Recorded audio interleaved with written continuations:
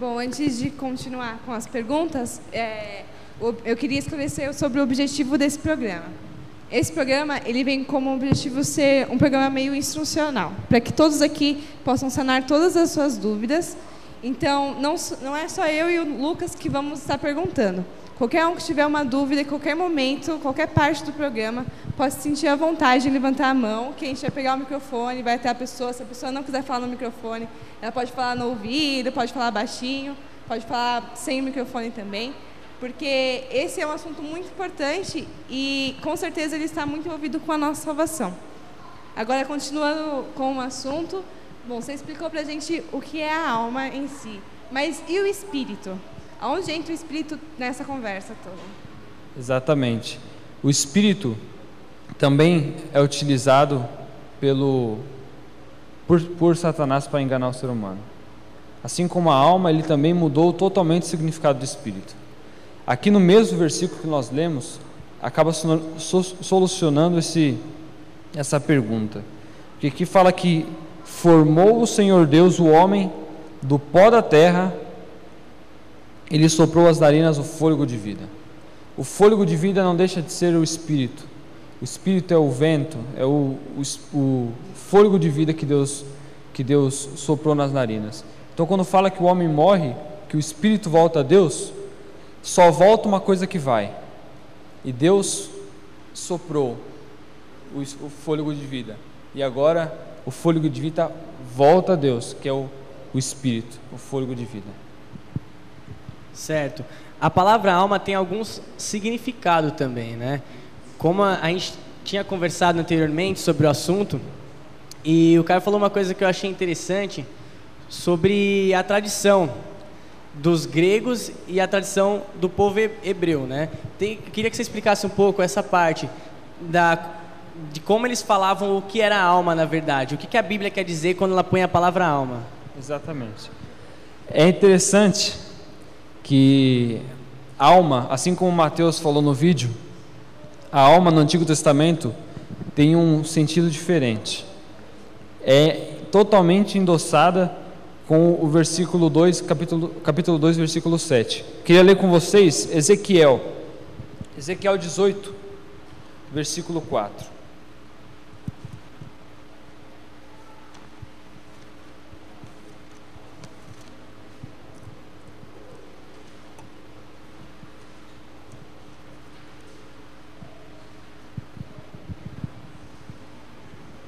Ezequiel 18, versículo 4.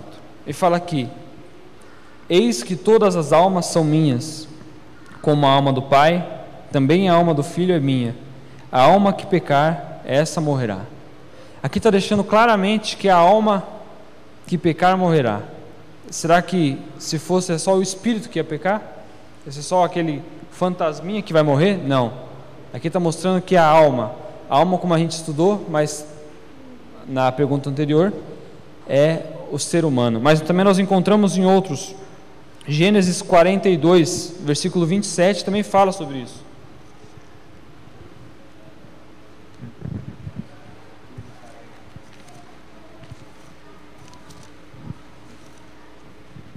Em Gênesis 42, 27. Todos abriram?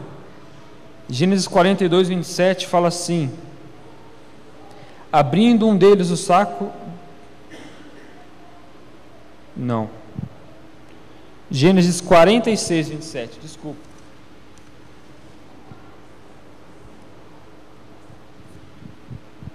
Que fala de José, que é o versículo usado pelo Mateus, que fala assim: e os filhos de José, que lhes nasceram no Egito, eram 2.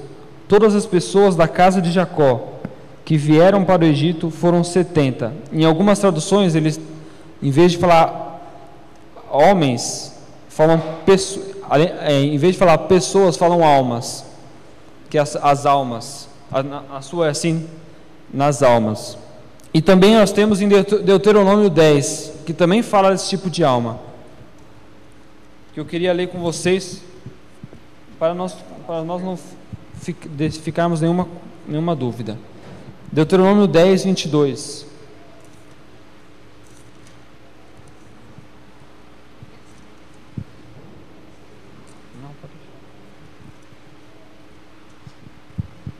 Deuteronômio, capítulo 10, versículo 22. E com 70 almas teus pais desceram ao Egito, e agora o Senhor teu Deus te pôs como a estrela dos céus em multidão. Aqui está tratando pessoas como almas. E é assim que o Antigo Testamento trata como almas. Agora no Novo Testamento a figura muda. Porque se você perceber, naquele caso de Pedro, não sei se vocês lembram, que Pedro estava no barco, junto com os discípulos, né? E acontece que Pedro olha e vê o que vindo na direção deles? Um fantasma. Esse é um fantasma. Um fantasma que, para muita gente, fala, olha lá, alma penada. Ele deve ter falado mais ou menos isso. Esquisito que os próprios discípulos, né, falaram, nossa, um fantasma. Então, o que será que acontece? Acontece que o pensamento deles mudaram. Antigamente, no Antigo Testamento, o pensamento deles eram hebreus. Era um pensamento hebreu. Se um hebreu fosse comprar um sofá, e ele chegasse perto do sofá e olhava para a esposa dele e falou assim, vou comprar esse sofá. E ela fala, então tá bom. Ele sentava no sofá, se fosse confortável, ele levantava e saía. Porque para ele, o que servia era que o sofá ia servir ele e era bom. Acontece que o grego, o pensamento era diferente. Se o grego chegasse no sofá, primeiro ele ia ver se o sofá combinasse com a cortina da sala dele. Depois ele ia ver se o sofá combinasse com o piso. Depois ele ia tentar, aí ele sentava, via que era confortável. Depois ele ia e pedia para a esposa sentar para ver se era confortável. O pensamento mudou. Vocês perceberam? Enquanto um pensava o que era bom, o outro não. O outro tentava explicar tudo.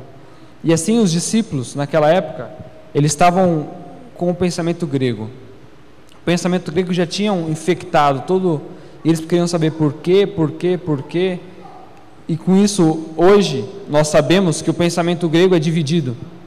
Quando eles falam de homem, eles dividem o homem carnal com o espírito.